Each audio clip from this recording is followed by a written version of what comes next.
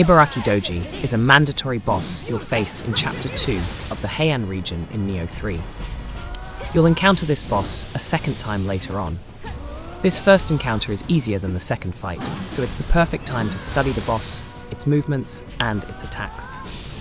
Overall, the damage the enemy deals isn't that high, and you have room to make mistakes during the fight. Ibaraki Doji attacks frequently, and her attacks are quite varied. They're powerful for a boss, and you can't escape them by staying at a distance. The combat tactic I use in this fight works well against most enemies in the game, especially when the boss poses a challenge. The key is to allocate all your skill points with a focus on skill and magic. During the fight, I try to stay as far away from the boss as possible to avoid getting hit by the attacks she unleashes close to her.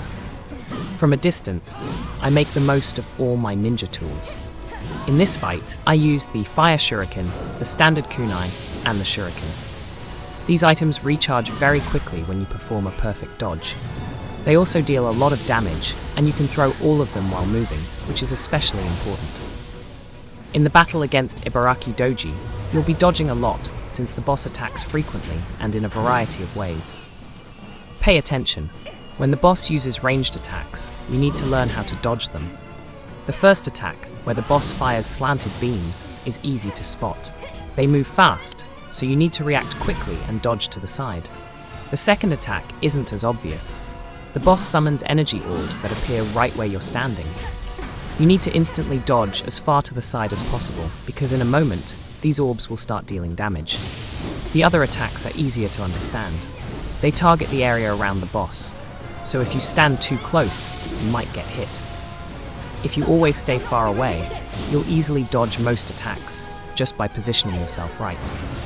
In this fight, I don't need weapons at all, so I don't invest any skills in weapon attacks. Instead, it's very important to equip all 7 pieces of the head of the Eager Ninja set.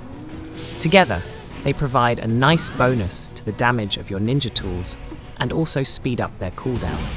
This set also activates a very useful ability to use a ninja tool without reducing your stock.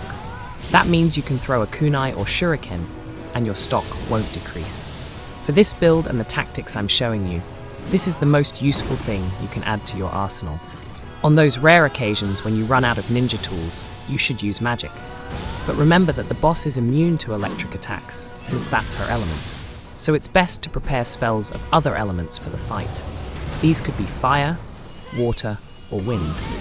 By the time I face the boss, my powerful Demon of Pride and Demon of Envy abilities are already active, so I use them first. Then, whenever possible, I cast fire and water spells. As soon as my ninja tools recharge, I use them immediately. In this battle, you don't need an ultimate ability, since the boss deals a lot of damage in close combat, and this ability will quickly disappear without dealing significant damage to the enemy. Any support summons will also be useful. I usually use Enenra and Blood Edge Demon, as they deal a lot of damage and can set the boss on fire, causing him to take additional damage. If you found this video helpful, please like it and subscribe to the channel. I also recommend checking out my other Nioh 3 videos, where I explain how to complete tricky quests and defeat all the bosses in the game.